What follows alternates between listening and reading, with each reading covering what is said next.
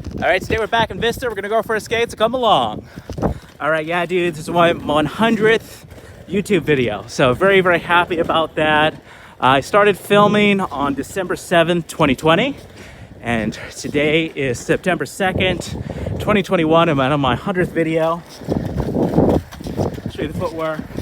But yeah, it's been quite a ride. I think when I first started filming, one of the tough parts was getting comfortable talking to the camera. And that took a while, but I got used to it.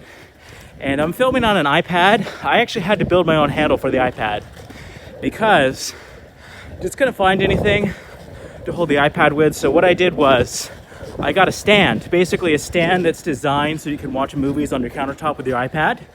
And I unscrewed the top piece.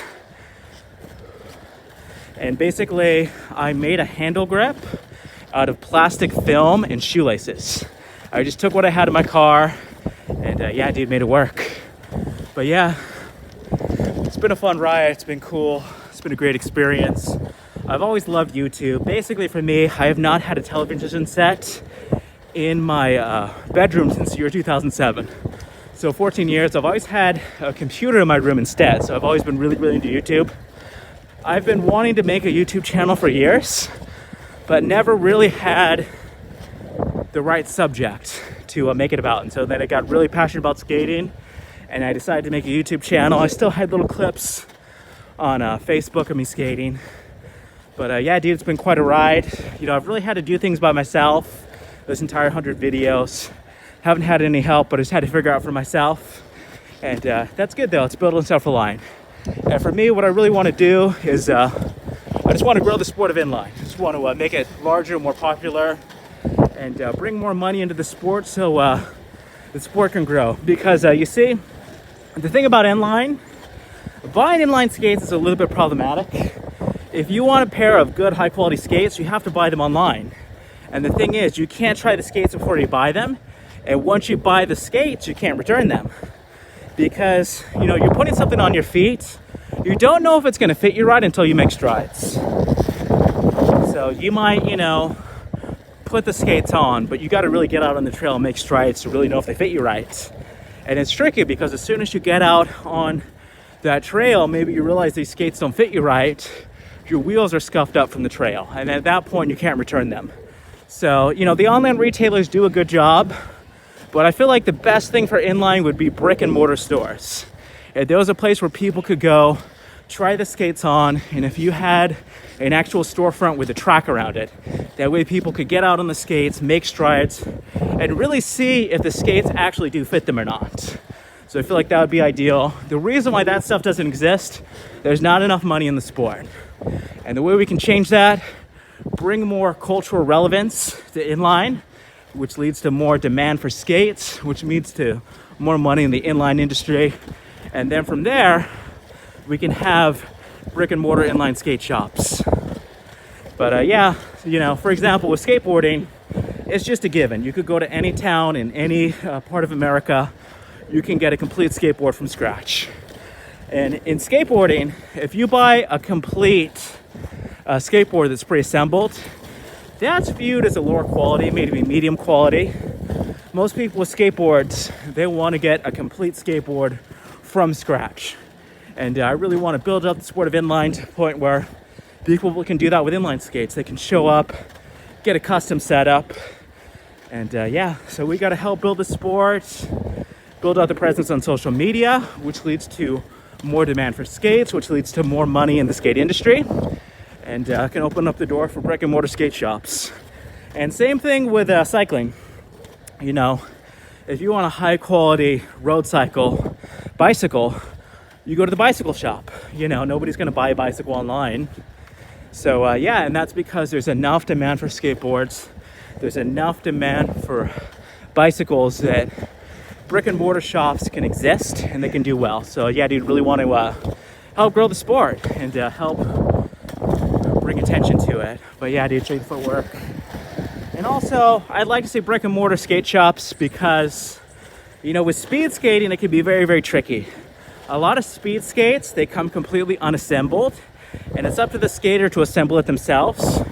And with the speed boots, they require heat molding, where basically you heat up the skate and then you put it around your feet so you can mold it to your foot. And I think it would be awesome if there was a brick and mortar skate shop where people could do that in person. And someone could show them how to assemble the skates, how to mold the skates to their feet, and then they also have custom molding. Now, I don't know of any places where you can do this in person, but if there was enough demand for it, we could have custom molding, maybe custom molding for speed skates, even custom molding for aggressive skates. So yeah, dude, really want to bring attention to inline and bring cultural relevance and bring up demand for inline so that stuff like that can exist. But yeah, it's been a really great experience. I just love skating, just love sharing the experience. And yeah, dude, it's been a lot of fun. And you know, two YouTubers that really inspired me to make my channel were Trisha Paytas and Adam the Woo. And those two creators, they're very, very consistent. You know, and the thing is, it's not a lot of production value. I was really inspired by the Trisha Paytas videos because most of her videos are just one take, no editing. I decided, what if I took that same format and made it with Inline? And something with not a lot of production value, but I would just have to be very entertaining and charismatic.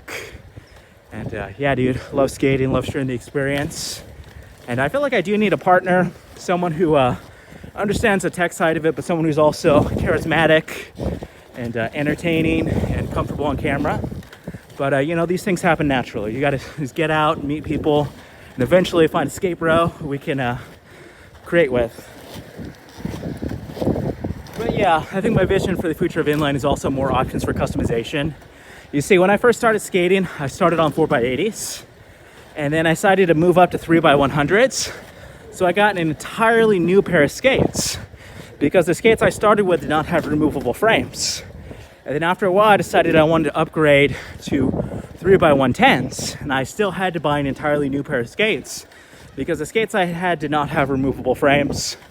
And then I finally moved up to the 3x125s.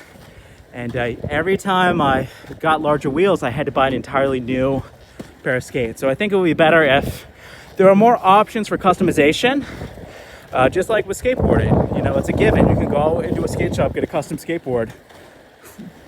I think more options for customization with the inline would be a lot better. So people can get that specific setup, and people can go try the skates before they buy them. I feel like that would be really my vision. And yeah, dude, I think if everybody filmed themselves skating, that we would have more of a presence on social media. And having presence on social media would lead to more cultural relevance, and that would lead to more demand for skates.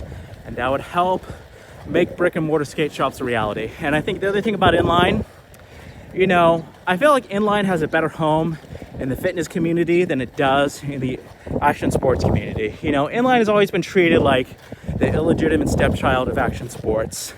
And that's okay because I feel like we have a better home in the fitness community. So I feel like we should really be marketed as a fitness activity rather than an action sport or an extreme sport. And, you know, just reach out to people who enjoy fitness. You know, people who just want to do cardio, want to cross train, just enjoy it. I feel like that's a better home. And also, I think 90s nostalgia is the wrong route for inline. I think we really need to embrace the future. I think we really need to put more emphasis on the new generation of skates with large wheels and long frames. You see, a lot of people haven't seen skates with large wheels. They haven't seen tri-skates. It's a whole new experience to them. And so I feel like showing people the newer skates with the larger wheels, that's a reason for people to buy skates. You know, if we're marketing the same skates that we did in 1995, then people might just go into their garage, get their old pair of skates instead of buying a new pair of skates. And here's what I'll say, get the skates you want. You know, a lot of people say you shouldn't start out with 125s. If you want the 125s, you should get them, you know. Yeah, sure, there is a learning curve when it comes to the larger wheels, but if you love to skate, you're gonna figure it out. So I think ideally you should start with 4x80s, but if you wanna go from 4x80s to 3x125s, that's perfectly fine, nothing wrong with that. There might be a learning curve, you might crash, but get the skates you want and don't spend your hard-earned money on products that you don't want. You know, let's say you get 100s because someone told you you're not ready for 125s. Get the 125s, get the skates you want, and just enjoy it. Yeah, dude.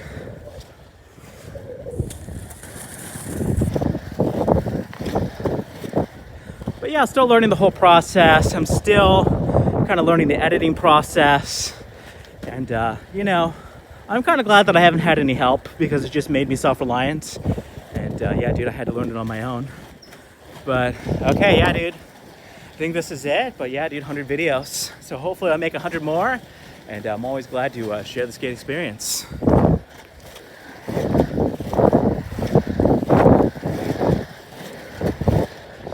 Be sure to subscribe. Be sure to hit that notification bell.